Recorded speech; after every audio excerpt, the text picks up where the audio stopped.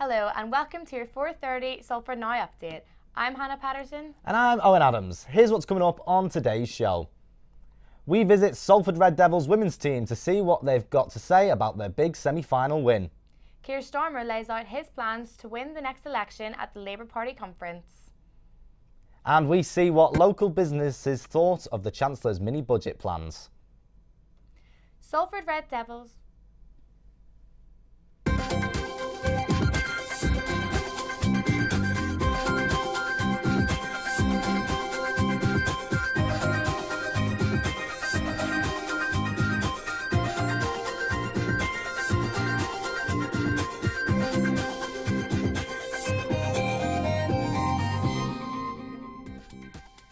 Salford Red Devils women's team stormed their way to the grand finals after their semi-final victory against Hull KR at the weekend.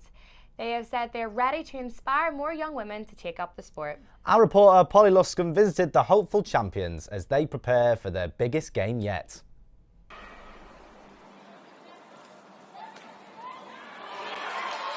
And just like that, history is made for the Salford Red Devils women's team, through to their first ever grand final.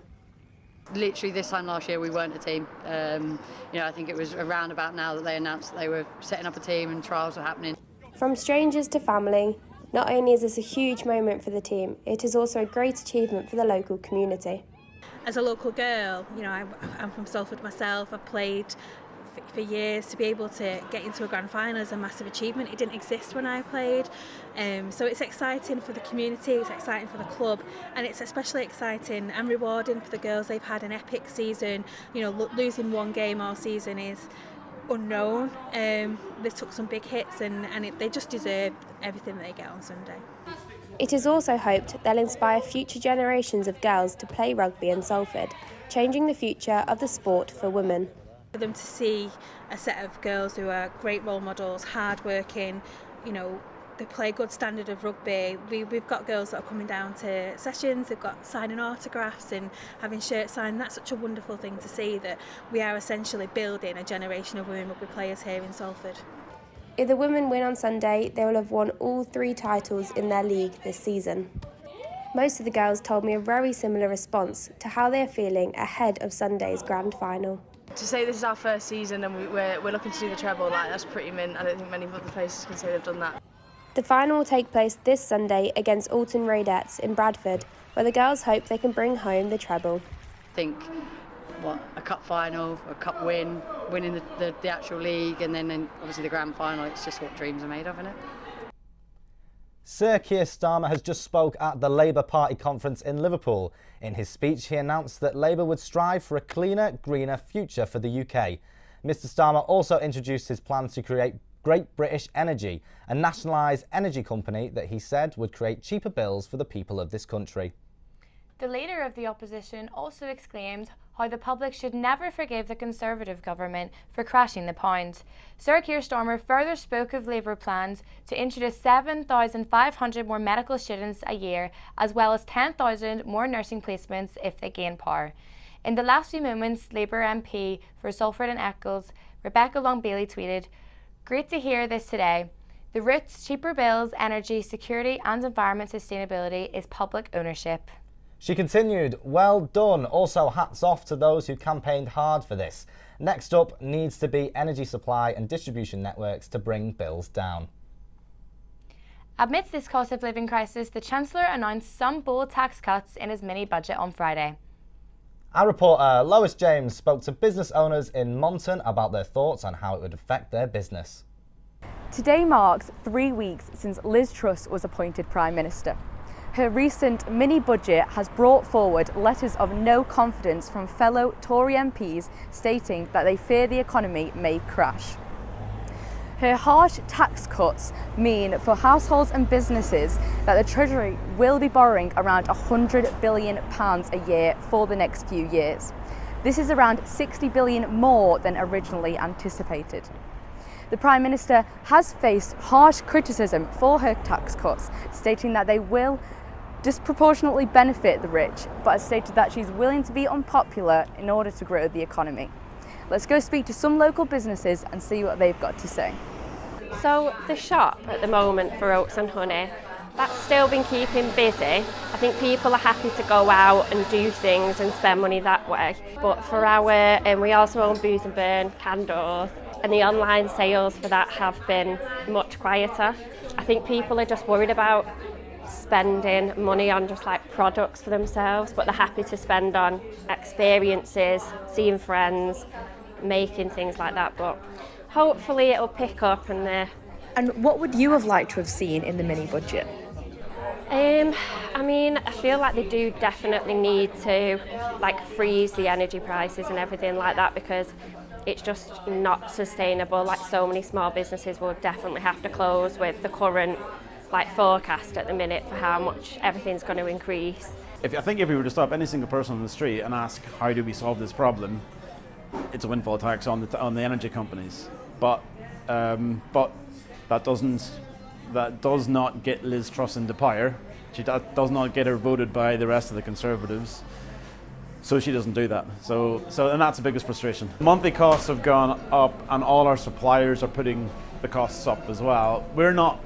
At the moment, we're not choosing to pass that on, so we're trying to absorb the costs, and we're trying to push back on some suppliers as well on price increases. It's pretty obvious that there are people who are watching their spend a little bit, probably more than normal.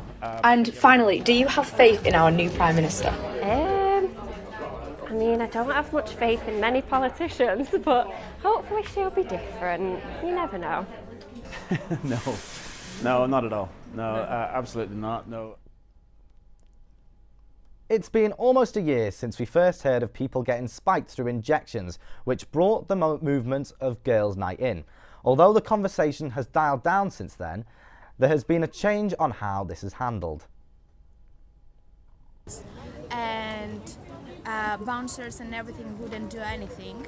They wouldn't admit that people were drugged in their place. So basically I would say that they don't do anything about it.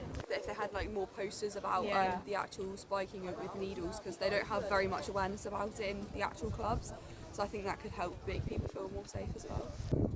There's loads of guys in clubs that just come up to you and like think they can touch you and stuff and do whatever, and it's just not good. Now, Catherine Monk is here. Now, Catherine, this is such an important story. What did you find out with your research today? I found out that in this year, the number of cases has risen, as well that Greater Manchester has a big problem on how many cases there is. I have found out that in the last 5 years, more than 900 needle spiking cases come here from Greater Manchester, which is almost 40% of all the cases across the UK. But I would like to give some context on how towns and cities with big number of students are more at risk for things like this to happen. However, last year, after the Girls' Night In movement, Andy, the Mayor of Greater Manchester, and Sacha Lord came out with a plan of anti-spiking test kits that cost only £2. These test kits can immediately give you results on whether you've been spiked or not, and give you 7 different types of drugs of types that you've been spiked. This can also be used as evidence in court, which is something that we have not seen before, as many of the people that I spoke today were scared of coming out with their stories because they thought that people wouldn't believe them.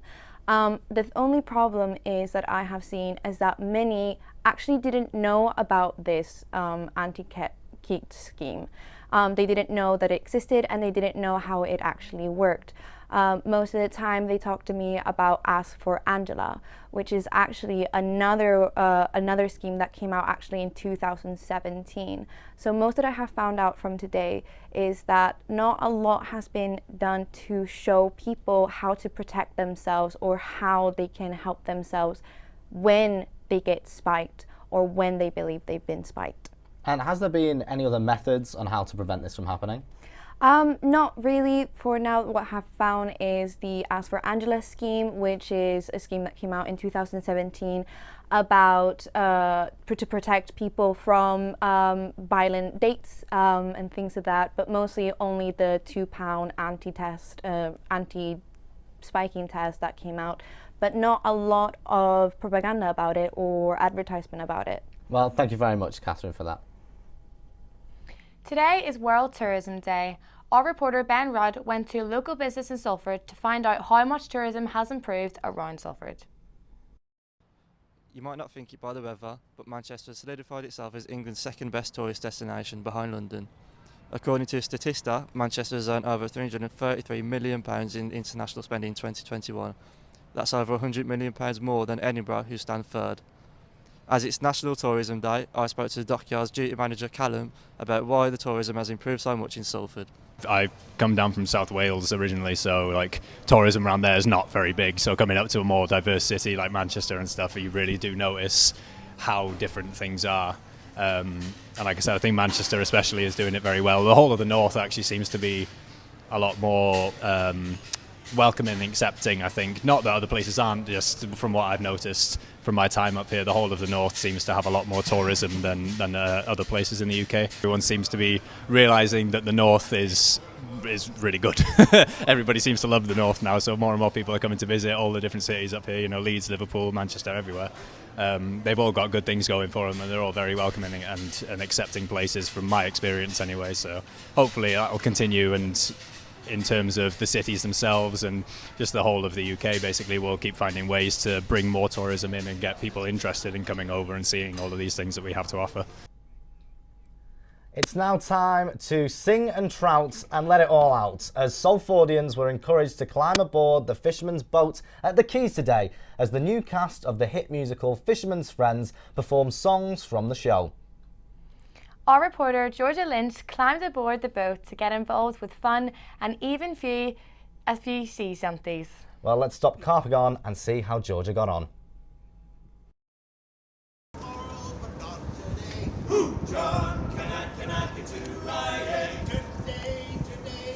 It's probably one of the most feel-good musicals you'll ever come to. It's about the underdog finding a way from obscurity to selling multi-platinum albums around the world, and it's an extraordinary story about friendship, family, community, music, and music, yeah, and music right at the heart of it, and love. The cast of the Fisherman's Friends musical made their way up the Quays and then back down again to give Salford a sneak peek in what's to come in their show, which has finally made it to the Lowry Theatre. And then we opened the show in Plymouth about 4 weeks ago.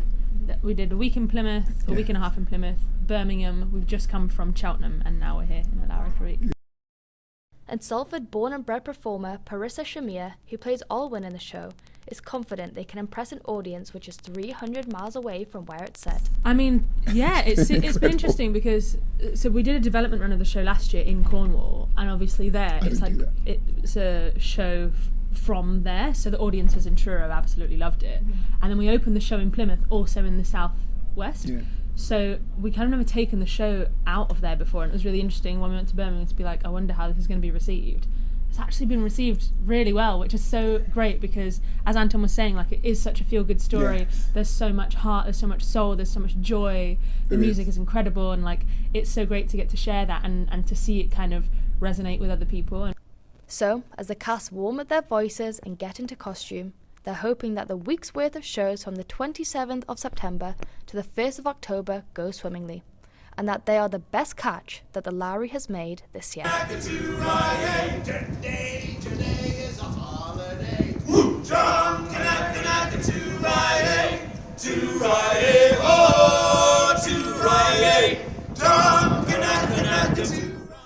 Wow, it looks like everyone had a good time at the Quays today. I wonder if they do any drum and bass.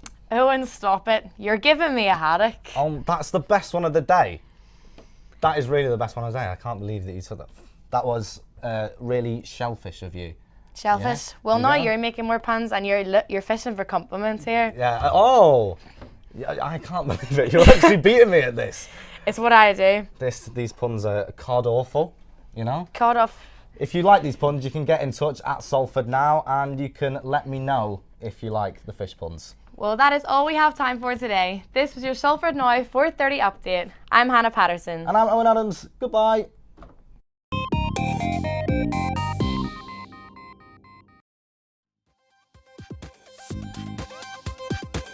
Bye.